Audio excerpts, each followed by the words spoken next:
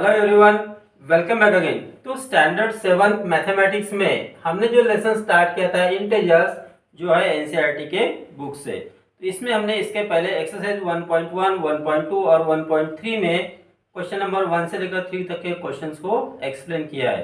तो अगर आपने वो वीडियो मिस किए तो उसकी लिंक आपको इस वीडियो के डिस्क्रिप्शन में मिल जाएंगी। तो आज हम कंटिन्यू करने वाले हैं एक्सरसाइज 1.3 एनसीईआरटी के बुक से। चलो स्टार्ट करते हैं। Question number 4. Starting from -1 into 5, write various products showing some pattern to show -1 into -1 equal to 1. तो इसका मतलब क्या हुआ कि -1 into 5 इज इक्वल टू, यहाँ से स्टार्ट करते हुए हमें पहुंचना है -1 into -1 इज इक्वल टू 1 तक हमें यहाँ पे पहुंचना है। तो इस पैटर्न को हमें फॉलो करना है। वो कैसे करना है चलो देखते हैं। ठीक है, सो पहला जो हमें पैटर्न दिया वो है -1 into 5। अब इसका आंसर आएगा -5। ठीक है, अब इसके आगे क्या होगा, -1 into 5 की जगह 4 लेते इज इक्वल टू हो जाएगा -4। -1 into 3 that is equal to -3। -1 into 2 that is equal to -2। -1 into -1 is equal to हो गया, सॉरी -1 इंटू 1 आएगा पहले, इज इक्वल टू हो गया -1। फिर -1 इंटू 0 इज इक्वल टू हो गया 0। फिर -1 into -1 that is equal to आ गया +1। ये हो गया इस तरह से पैटर्न। इसमें से हमें क्या समझता है कि नेगेटिव मल्टीप्लाई पॉजिटिव, इसका आंसर नेगेटिव आता है। अब यहाँ पे 0 आया तो 0 is neither positive nor negative. ठीक है, तो हमें इस पैटर्न से यहाँ पे जाना है 4 5 4 3 2 1 0 -1। इस तरह से हमें -1 को मल्टीप्लाई करना है। Got it. नेक्स्ट हम देखते हैं question number 5। Find the product using suitable properties. तो हमने जो properties of multiplication of integers देखा है वो प्रॉपर्टीज को हमें यहाँ पे यूज करना है। तो वो कैसे करना है चलो देखते हैं। फर्स्ट एग्जाम्पल है 26 इंटू -48 प्लस -48 इंटू -36। अब यहाँ पे देखो एक नंबर सेम है -48, तो यहाँ पे ये प्रॉपर्टी लागू होती है कौन सी, a इंटू ब्रैकेट में b plus c is equal to a into b plus a into c. ये प्रॉपर्टी का हमें यहाँ पे यूज करना है। ठीक है, तो इसे कहते हैं distributive property of multiplication. So that is equal to, क्या लिखेंगे हम, इन दोनों में से -48 को कॉमन निकाला इंटू इन ब्रैकेट 26 प्लस -38, तो यहाँ बिग ब्रैकेट लेंगे तो 26 लिखा प्लस -36। ठीक है, तो ये प्रॉपर्टी का यूज किया। इस तरह से हमें दिया है, फिर इन दोनों में से ए को हमने कॉमन निकाला तो ए इंटू बी प्लस सी होता है। तो साइड में आप ये प्रॉपर्टी का यहाँ पे लिख सकते हो, और इसका नाम भी आप लिख सकते हो distributive property of multiplication. Distributive property of multiplication. ठीक है, दैट इज इक्वल टू, अब -48 या डिजीज मल्टीप्लाई, इस ब्रैकेट को सॉल्व करो। 26 -36 कितना होगा, -10। So will write here -10। अब यहाँ पे देखो माइनस इंटू माइनस प्लस हो गया, 48 इंटू 10 हो गया 418। So this is the correct answer. आगे देखो नेक्स्ट 8 इंटू 53 इंटू -125। अब यहाँ पे 3 नंबर का प्रोडक्ट दिया है। ठीक है, तो यहाँ पे 3 नंबर का जब प्रोडक्ट हमें फाइंड करना है तो एक प्रॉपर्टी हमने सीखी है, that is a into b into c. A into b into c, 3 number का प्रोडक्ट फाइंड करते समय या तो आप पहले 2 नंबर को मल्टीप्लाई करो, उससे थर्ड नंबर से मल्टीप्लाई करो, या फिर क्या करो, पहले नंबर से सेकंड और थर्ड को मल्टीप्लाई करो, या फिर इसमें आप फर्स्ट और थर्ड की मल्टीप्लिकेशन करो और उसको सेकंड नंबर से मल्टीप्लाई करो। ये है associative property.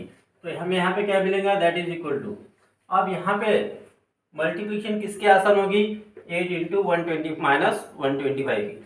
So will write here 8 into minus 125 एक ब्रैकेट में, और इसके आंसर को मल्टीप्लाई करेंगे 53 से।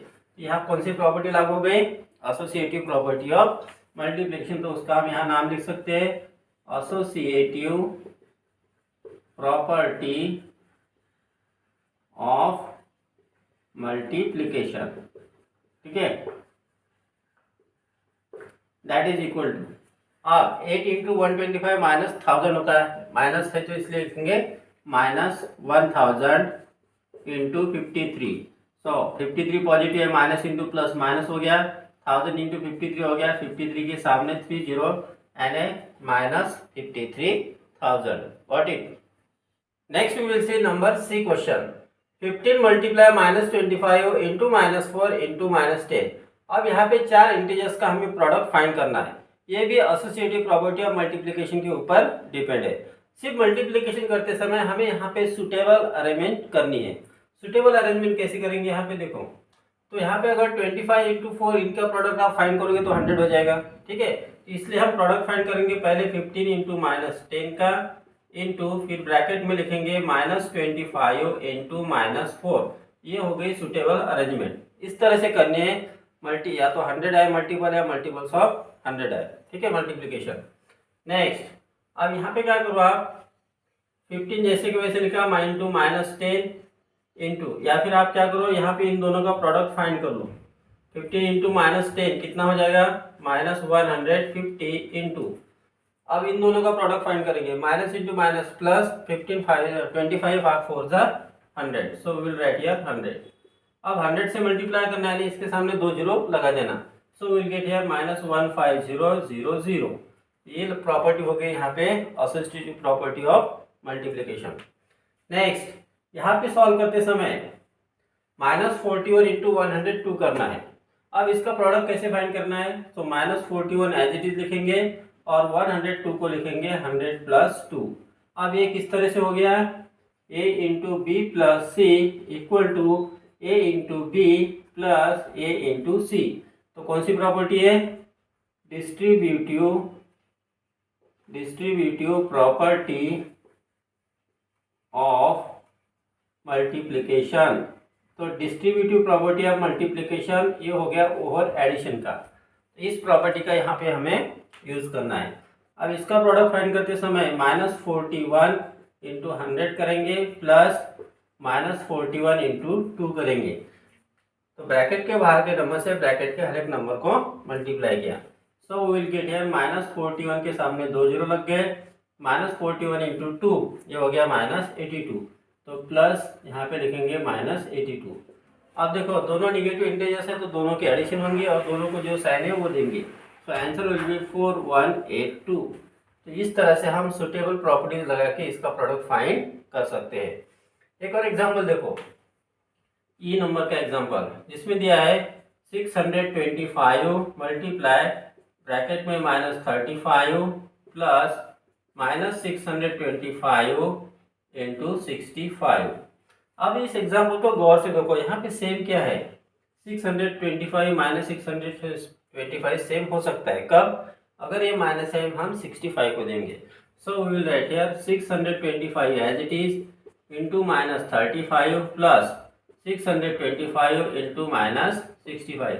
इससे इन दोनों के प्रोडक्ट पे कोई फर्क नहीं पड़ेगा। अब इन दोनों में से 625 कॉमन निकलो, सो 625 is common into in bracket minus 35 plus minus 65।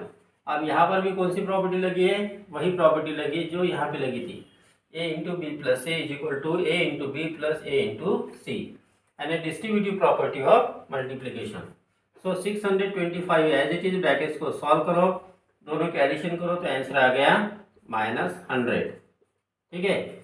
अब इन दोनों का प्रोडक्ट निगेटिव आएगा क्योंकि 625 पॉजिटिव है, प्लस इंटू माइनस माइनस हो गया, 625 को 100 से मल्टीप्लाई करना मतलब 625 के सामने 2 जीरो लगा दो, तो this is the product. Okay, next और एक एग्जांपल देखते हैं, question number F. Question F में क्या दिया है, 7 इंटू 50 माइनस 2 दिया है। अब यहाँ पर भी हम प्रॉपर्टी का यूज करेंगे, वो कौन सी प्रॉपर्टी होगी, देखो ये प्रॉपर्टी रहेगी a into b minus c is equal to a into b minus a into c, यानी ये प्रॉपर्टी है distributive property of multiplication over subtraction. तो इस प्रॉपर्टी का यहाँ पे यूज करेंगे, so will get here 7 into 50 minus 7 into 2, so 7 5 35 यानी 350 माइनस 14। अब इसको सॉल्व करो, 10 माइनस 4 6 हो गया, 5 माइनस 2 3 और ये 3 एज इट इज 336। तो इस तरह से प्रॉपर्टीज का यूज करके हमने ये आंसर फाइंड किया। नेक्स्ट हम देखते हैं जी नंबर का क्वेश्चन, -17 इंटू -29। अब यहाँ पर सॉल्व करने के लिए प्रॉपर्टी का यूज कैसे हो सकता है यहाँ पे, तो यहाँ पे आप क्या करो, माइनस इंटू माइनस प्लस होता है, यानी सेम सिंबल की मल्टीप्लिकेशन पॉजिटिव आती है, और सिर्फ हम यहाँ पे लिखेंगे 17 इंटू 29 और फिर आप इसका आंसर फाइंड कर सकते हो। यहाँ पे देखो, यहाँ प्रॉपर्टी जरूर लगेगी, दोनों में सेम देखो 57 है, सिर्फ ये 57 का जो माइनस साइन है वो हम बाहर निकालेंगे। तो -57 को कैसे लिख सकते हैं, -1 इंटू 57 लिखेंगे, ठीक है, मल्टीप्लाई -19 हो गया, ओके, प्लस 57। अब हमें इनमें से 57 कॉमन निकल सकता है, therefore we will get here 57 common निकल लिया, यह ब्रैकेट में रह गया -1 इंटू -19 ब्रैकेट क्लोज, और फिर यहाँ पे क्या रहेगा, 57 गया, 57 गया मतलब वहाँ पे 1 रहा, 57 को हम 57 इंटू 1 लिख सकते हैं, ठीक है। तो प्रॉपर्टी आइडेंटिटी की प्रॉपर्टी यहाँ पे लग गई, यहाँ पे रह गया 1। अब यहाँ पे देखो 57 एज इट इज लिखेंगे, माइनस इंटू माइनस प्लस हो गया, 19 इंटू 1 19, तो ब्रैकेट में रह गया 19 plus 1 that is equal to 57 into 20, 2 7 14, 2 5 10 11, 1140 answer आ गया। यहाँ पे हमने कौन सी प्रॉपर्टी लगाई है, a into b plus c की is equal to a into b plus a into c, साथ में हमने आइडेंटिटी की प्रॉपर्टी लगाई, a into 1 is equal to ये वाली प्रॉपर्टी भी हमने यहाँ पे यूज की है, गॉट इट। तो इस तरह से हमें सुटेबल प्रॉपर्टीज का यूज करके प्रोडक्ट्स को फाइंड करना है। Next we will see question number 6। A certain freezing process requires that room temperature be lowered from 40 degrees Celsius at the rate of 5 degrees Celsius per hour. What will be the room temperature 10 hours after the process begin? मतलब room का पहले temperature 40 degree Celsius है, अब उसको lower करना है, lower कैसे करना है, 5 डिग्री सेल्सियस पर आवर, यानी 1 आवर में 5 डिग्री सेल्सियस कम करना है। तो ऐसे 10 आवर तक उसको कम करना है टेम्परेचर को, और हमें पूछा है कि 10 आवर्स के बाद उसका टेम्परेचर कितना होगा। सो टेम्परेचर एट द बिगिनिंग कितना है, टेम्परेचर एट द बिगिनिंग, शुरू में टेम्परेचर है 40 डिग्री सेल्सियस। अब टेम्परेचर लो करना है, यानी rate of lowering the temperature, rate of lowering the temperature, rate of lowering temperature is equal to कितना है, 5 डिग्री सेल्सियस पर आवर, ठीक है। तो 10 आवर्स में कितना टेम्परेचर लो हो जाएगा, so we will write here temperature lowered after 10 hours, 10 hours के बाद टेम्परेचर कितना लो हो जाएगा, 1 आवर में 5 डिग्री सेल्सियस होता है, तो 10 आवर्स में 5 degree Celsius multiply 10 that is equal to 50 degree Celsius temperature कम हो जाएगा। तो हमें क्वेश्चन में क्या पूछा है, what will be the room temperature 10 hours after the process begin, therefore we will write here the room temperature, therefore the room temperature 10 hours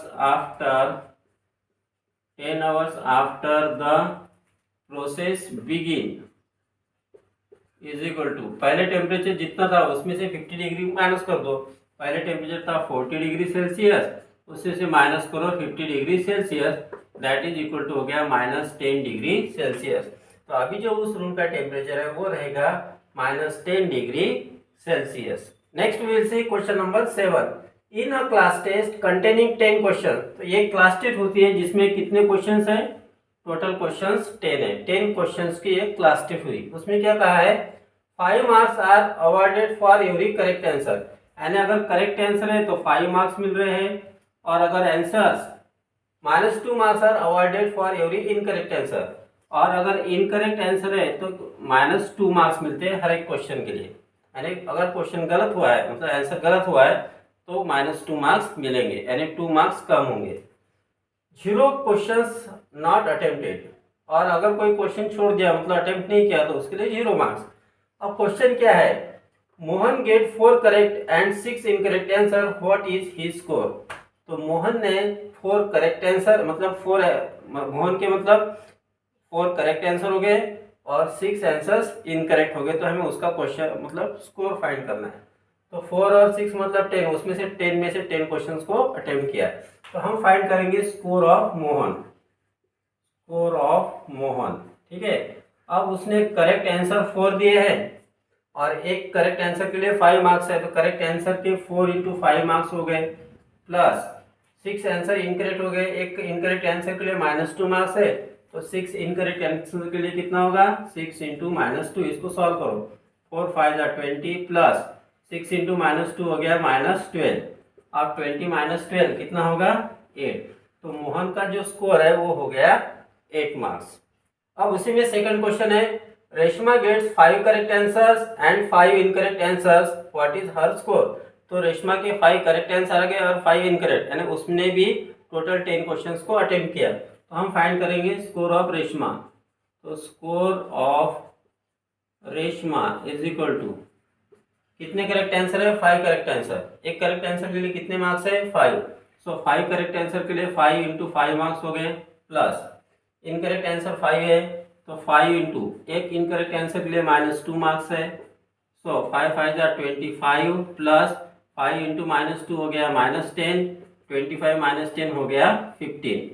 तो रेशमा का जो स्कोर है वो हो गया 15 मार्क्स। और उसी इंफॉर्मेशन के बेसिस पर थर्ड क्वेश्चन है, Hina gets 2 correct and 5 incorrect answers out of 7 questions she attempt. अब हिना ने 7 क्वेश्चन अटेम्प्ट किए, 7 में से 2 उसके करेक्ट आंसर आ गए और 5 उसके इनकरेक्ट आंसर आ गए, तो उसका हमें स्कोर फाइंड आउट करना है। इसका मतलब उसने 3 क्वेश्चंस अटेम्प्ट नहीं किए, तो जो अटेम्प्ट नहीं किए उसके लिए 0 मार्क्स रहेंगे। ठीक है, so we will write here, ठीक है, तो score of Hina, score of Hina is equal to, तो उसने 2 आंसर उसके करेक्ट आए, तो 2 मल्टीप्लाई 5 हो गया, ठीक है, प्लस 5 आंसर उसके इनकरेक्ट आ गए, तो 5 इंटू -2 हो गया, इनकरेक्ट आंसर के लिए ये हो गए टोटल 7 क्वेश्चन, और 3 क्वेश्चन उसने अटेम्प्ट नहीं किए, तो 3 क्वेश्चन अटेम्प्ट नहीं किए तो उसके लिए हर एक क्वेश्चन के लिए 0 मार्क्स। ठीक है, दैट इज इक्वल टू 2 5 10 हो गया, प्लस 5 2 -10 हो गया, प्लस 0, 3 इंटू 0 0, 10 -10 0 प्लस 0 हो गया, आंसर इज 0। मतलब हिना का जो स्कोर है वो हो गया 0। Got it.